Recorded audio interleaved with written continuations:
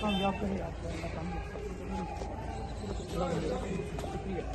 محبوبہ مفتی صاحبہ زندہ باد محبوبہ مفتی صاحبہ زندہ باد محبوبہ مفتی صاحبہ زندہ باد محبوبہ مفتی صاحبہ زندہ باد محبوبہ مفتی صاحبہ زندہ باد محبوبہ مفتی صاحبہ زندہ باد آج جے پیپل ڈیموکریٹک پارٹی زندہ باد آج جے پیپل ڈیموکریٹک پارٹی زندہ باد محترمہ محبوبہ مفتی زندہ باد محترمہ محبوبہ مفتی زندہ باد آج جے پیپل ڈیموکریٹک پارٹی زندہ باد جناب چودھری جاوید صاحب زندہ باد جناب حمید مناز صاحب زندہ باد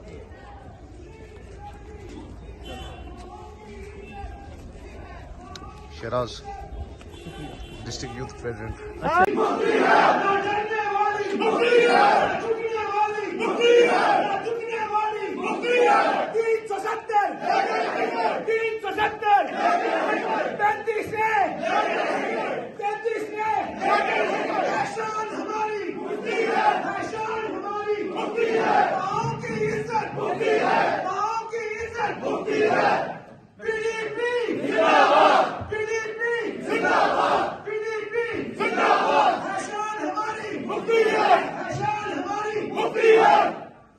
کشمیر میں روز چھاپے ڈالے، کمر توڑ دی انہوں نے جموں کشمیر کے لوگوں کی. نوجوانوں کی بے روزگاری دن بہ دن بڑھ رہی ہے اور جان بوجھ کے جموں کشمیر کو غریب سے غریب تر بنانے کی کوشش کی جا رہی ہے تاکہ یہاں کے لوگ بالکل خاموش ہو جائے، وہ کھڑے ہونے کے قابل نہ رہیں. تو یا تو آپ لوگوں کو فیصلہ کر رہے ہیں کہ آپ کو وہ کہتے ہیں نا کہ زندہ مردہ بن جانا ہے، زندہ مردہ بن جانا ہے، پھر وہ زندہ رہنا نہ رہنا تو ایک ہی بات ہے. یا تو یہ سوچنا ہے کہ جس طرح گاندھی جی نے ایک پرامن طریقے سے جدوجہد کی، کیونکہ میں سمجھتی ہوں بی جے پی بھی ایسٹ انڈیا کمپنی کی طرح ہندوستان میں راج کر رہی ہے. انہوں نے سب کچھ، جس طرح انگریزوں نے سب کچھ بیچ دیا، اسی طرح بی جے پی نے بھی سب کچھ بیچ دیا. ہوائی جہاز ہو، ریلویز ہو، کوئی باقی چیزیں ہو، سب بیچ رہے ہیں. بالکل انگریز بھی بیچ باچ کے وہ اپنے ساتھ لے کے جاتے تھے. اب فرق تھا انگریز باہر سے آئے تھے، یہ اسی ملک کے رہنے والے ہیں، مگر یہاں کے لوگوں کو اپنی آواز پرامن طریقے سے اٹھانا پڑے گی.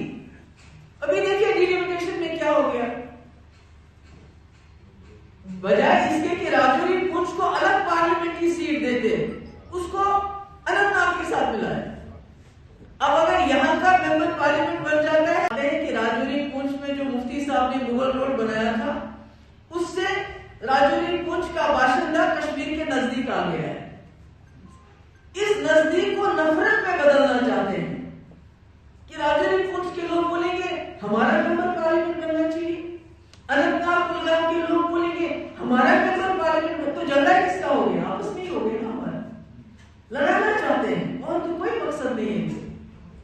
اگر ان کو اتنا ہی درد تھا راجوری پونچھ کا تو یہاں الگ ممبر پارلیمنٹ سیٹ دے دے، چناب ویلی میں الگ دے دے. ان کو تو شکلیں ہماری پسند نہیں ہے، یہ تو ایک ہی قسم کی شکل رکھنا چاہتے ہیں یہاں پر، ایک ہی قسم کا لباس، ایک ہی قسم کا کھانا.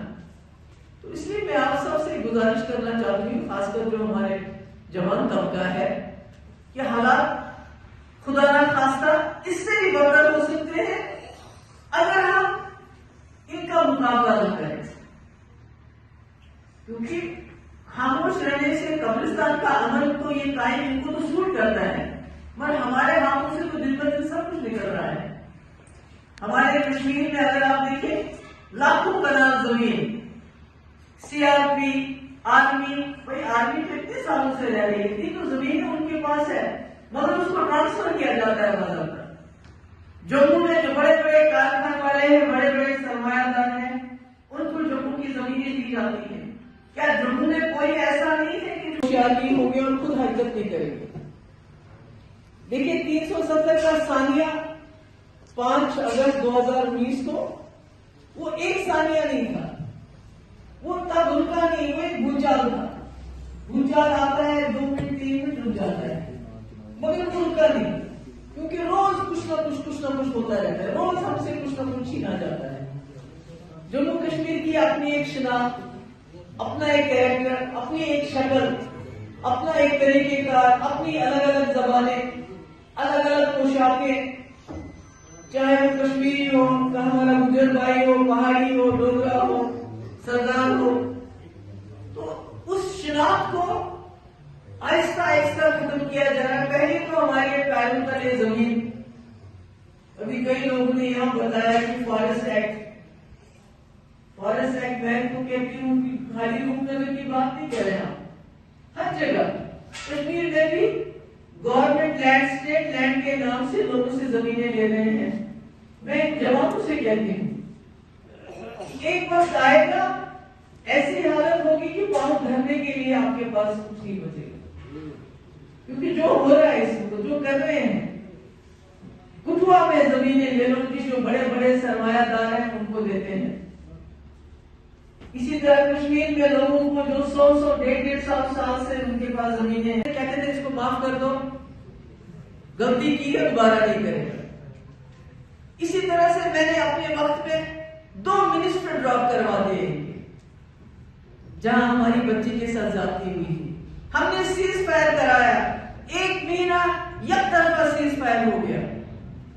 میں نے اپنے وقت میں کئی بار ڈائلاگ کی بات کہلوائی ہوم منسٹر سے، یعنی ہم نے وہ سب کچھ کیا جو بی جے پی کے ایجنڈے کے خلاف تھا، جو ان کے مزاج کے خلاف تھا، ہم نے وہی کیا جو پی ڈی پی کا ایجنڈا تھا۔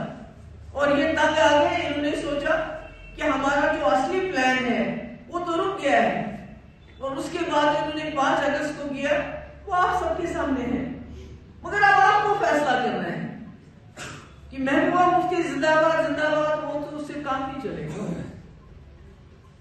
میں نے آپ کو میں خبردار، یہ پی ڈی پی کا اکیلا کچھ نہیں کھویا، یہ نیشنل کانفرنس کا کچھ نہیں اکیلا کھویا، یہ جو کھو گیا اور کھو رہا ہے ابھی بھی رکا نہیں ہے، ابھی بھی پونچا رکا نہیں، ابھی بھی یہ ہمارے جو چیزیں ہیں ڈاکہ زنی سے انہوں نے ختم نہیں کیا ہے، ابھی بھی روز کچھ نہ کچھ ملازموں کو سرکاری ملازمت سے نکالتے ہیں۔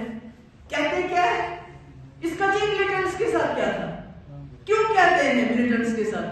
ان کو پتا ہے اگر ہم یہ نہیں کہیں گے یہ ملازم ہمیں بولے تو وہ اس کے سامنے جا کے اس کے ہاتھ پکڑ کے اس کو بٹھا کے اس کے سامنے کچھ رکھتا ہے کھانے کے لیے۔ وہی کام مفتی صاحب نے اپنا سب کچھ داؤ پہ لگایا تھا اس جموں کشمیر کو بچانے کے لیے، اس کی خصوصیت کو بچانے کے لیے، کیونکہ ان کو معلوم تھا کہ بی جے پی کا 70 سال سے ایجنڈا ہے، ان کے پاس جموں میں 28 سیٹیں ہیں، کشمیر کی 3 ملا کے، ہمارے پاس 25 سیٹیں، تو اکیلے ان کا مقابلہ نہیں کر سکتے، ہم نہیں لڑ سکتے۔ آج کیا کوئی لڑ سکتا ہے؟ لڑ رہے ہو کیا؟ یہ بات مفتی صاحب 2015 میں سمجھ چکے تھے کہ ہم اتنی بڑی طاقت کے ساتھ نہیں لڑ سکتے ہیں، مگر اگر ہمیں اپنی 370 اپنے جھنڈے اپنی اسمبلی کا تحفظ کرنا ہے تو ان کے ساتھ مفاہمت سے کام لینا پڑے گا، ان کے ساتھ ایک ایگریمنٹ کرنا پڑے گا کہ آپ سرکار میں حصے دار بننا چاہتے ہو بنو، بے شک، مگر ہماری شرطیں ہیں، ہماری شرط ہے 370 کے ساتھ نہیں چھڑو گے، ہماری شرط ہے آپ یہ کرو گے، ہماری شرط ہے 35A کے ساتھ نہیں چھڑو گے، ہماری شرط ہے ہماری شناخت نہیں آپ ختم کرو گے۔ 3 مہینے لگے ان کو آمادہ کرنے کے لیے مفتی صاحب کو کہ ہم سب کچھ کرنے کے لیے تیار ہیں، مگر آپ ہمیں سرکار میں آنے کا موقع دیجیے۔ مگر بدقسمتی یہ ہے کہ اس کے بعد مفتی صاحب نہیں رہے، اور جب میرے ساتھ سرکار بنی تو ہم نے اپنا ایجنڈا چلایا۔ انہوں نے بے شک کہتے ہیں نا وہ سمندر کو کوزے میں بند کر دیا، بالکل ایسا ہی کیا، انہوں نے سب کچھ بتا دیا، جو میں بتانا چاہتی تھی یا جو مجھے بتانا تھا انہوں نے سب کچھ بتا دیا۔ اس کے بعد شمیم گنائی صاحب نے بھی بالکل بات بتائی آپ کو کہ اکیلے میرے زندہ باد سے کچھ نہیں ہوگا جب تک لوگ خود جاگیں گے نہیں، خود ہوشیار نہیں ہوں گے اور خود حرکت نہیں کریں گے۔ دیکھیں 370 کا ثانیہ 5 اگست 2019 کو وہ 1 ثانیہ نہیں تھا، وہ اتنا دھلکا نہیں، وہ ایک بھونچال تھا۔ بھونچال آتا ہے 2 منٹ 3 منٹ رک جاتا ہے، مگر دھلکا نہیں، کیونکہ روز کچھ نہ کچھ ہوتا رہتا ہے، روز ہم سے کچھ نہ کچھ چھینا جاتا ہے۔ جموں کشمیر کی اپنی ایک شناخت، اپنا ایک کیریکٹر، اپنی ایک شکل، اپنا ایک طریقہ کار، اپنی الگ الگ زبانیں، الگ الگ پوشاکیں، चाहे वो कश्मीरी हो, हमारा गुजर भाई हो, पहाड़ी हो, डोगरा हो, सरदार हो, तो उस शनाख्त को आहिस्ता आहिस्ता खत्म किया जा रहा है। पहले तो हमारे पैरों तले जमीन, अभी कई लोगों ने यहाँ बताया कि फॉरेस्ट एक्ट मैं तो कहती हूँ कि खाली रूपनगर की बात नहीं कर रहे हैं। हर जगह कश्मीर में भी गवर्नमेंट लैंड, स्टेट लैंड के नाम से लोगों से जमीनें ले रहे हैं।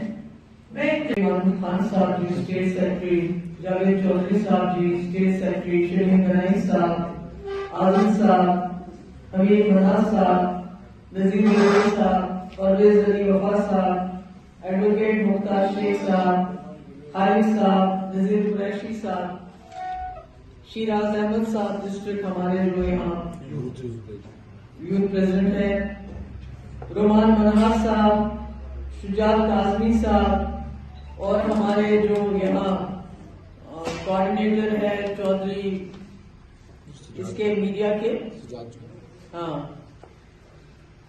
शुजात चौधरी साहब। पहले तो इसने बिल्कुल गलत किया, ये तो हमारी पार्टी में इनडिसिप्लिन है जो आज आपने किया, ये सही नहीं है।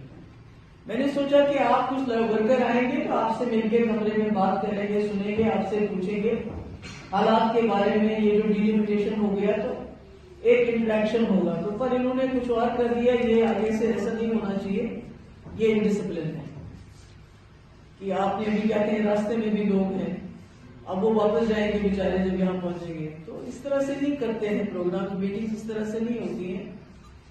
ये बड़ा ऑर्गेनाइज तरीका, आपको डिस्ट्रिक्ट प्रेसिडेंट से पहले इजाजत लेनी चाहिए थी, कम्युनिकेट करना चाहिए था, ताकि आराम से बैठ के हम बात कर सकते।